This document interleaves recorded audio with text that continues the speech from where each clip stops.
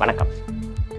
Welcome to this course on classics in neuroscience. We have been looking at neural circuits. We looked at neural circuits within the spinal cord and excitation and inhibition within the spinal cord. Then we looked at how excitation and inhibition within the retina constitute an important part of visual perception, and we looked at invertebrate systems. Now we continue our discussion on the central pattern generators. That is, these are stereotyped behaviors that appear relatively complex and that are controlled. Many times they are controlled by single individual neurons that are called as command neurons. So, in this video we look at the concept of command neurons and the concept of central pattern generators. We just introduced these concepts. These are relatively well studied, broad, relatively deep concepts. We do not go into much detail in this. I leave these studies as an exercise for the students who have the interest. So, remember our studies of invertebrate systems. Studies of invertebrate systems have given great amount of insight into our understanding of the central nervous system in more advanced species. Remember those squid axon, this helped us understand the action potential.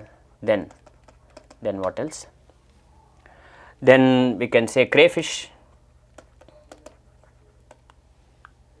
Crayfish, who studied this, or at least what is the work? Crayfish.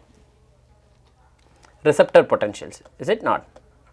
Receptor potentials of muscle spindles, stretch receptors, receptor potentials.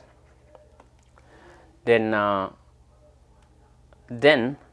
crab, limulus, and it's not exactly the entire visual system, but rather the idea of eccentric cells and how surround information can be used, or excitation and inhibition, surround excitation, surround inhibition can be used as an interesting model for generating and understanding the activity. This concept, these are concepts that we studied in the previous set of videos. One of the early pioneers in this line of work was C.A.G. Kees Wiersma, who studied and performed experiments on crayfish. He studied reflex behaviors in the crayfish, and he isolated and activated several giant axons.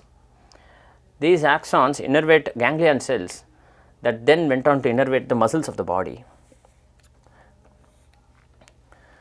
In 1947, he observed a single shock to a given giant axon elicited a relatively complex or a complicated behavior, the tail flip, which was a coordinated escape response.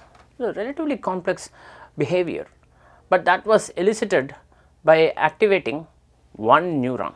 So, this neuron almost acts like the switch that turns on a relatively complex behavior, giving rise to this idea.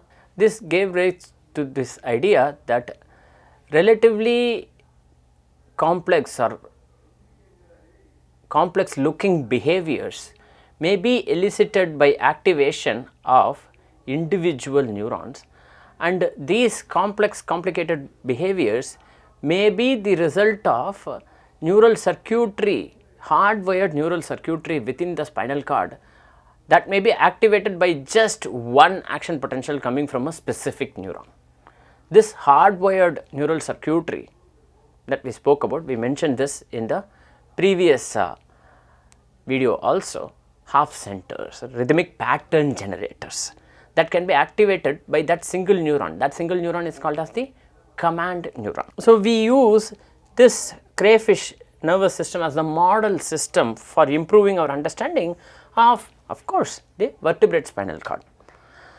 This was published in 1940s, late 1940s, 1949 or so, and Wiersma continued his work and he introduced this concept of command neuron much later in 1964, and he found that stimulation of a different set of fibers produced a refractory period, and he found that 4 giant fibers, all the 4 giant fibers govern the same set of peripheral nerve systems, nerve muscle system within the tail.